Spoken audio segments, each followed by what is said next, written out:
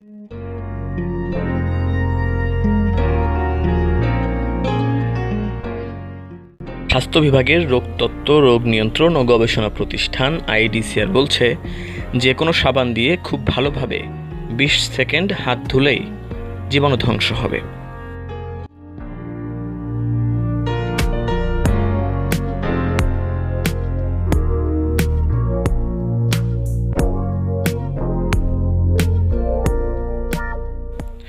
IDCR এও বলছে, hand স্যানিটাইজারের চেয়ে সাবান অধিক কার্যকারী।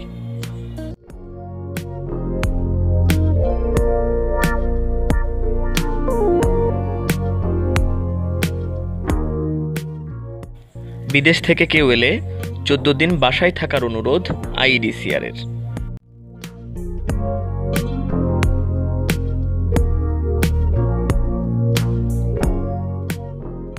করোনা পরিস্থিতির কারণে ইতালি, ইরান ও কোরিয়ার পাশাপাশি আরও সিঙ্গাপুর ও থাইল্যান্ড নাগরিকদের দেশে প্রবেশে নজর রাখা হচ্ছে।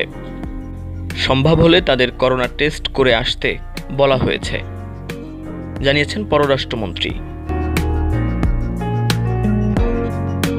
পররাষ্ট্রমন্ত্রী আরও বলেছেন, যেসব দেশে করোনা আক্রান্ত সেখানে জনসমাগম এড়িয়ে ও সেসব দেশের বিধিনিষেধ মেনে মার্চ মাসের কর্মসূচিগুলো সীমিতভাবে পালন করতে মিশনগুলোকে নির্দেশনা দেওয়া হয়েছে।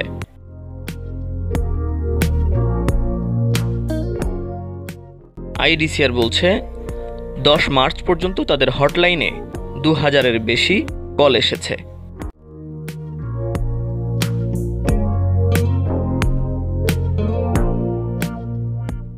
তারা জানিয়েছেন, মোট 127 জনের নমুনা পরীক্ষা করা হয়েছে। তার মধ্যে আক্রান্ত হয়েছে 3 জন। তবে আক্রান্ত এই 3 জনের মধ্যেও 2 জন ইতোমধ্যে সুস্থ হয়েছেন।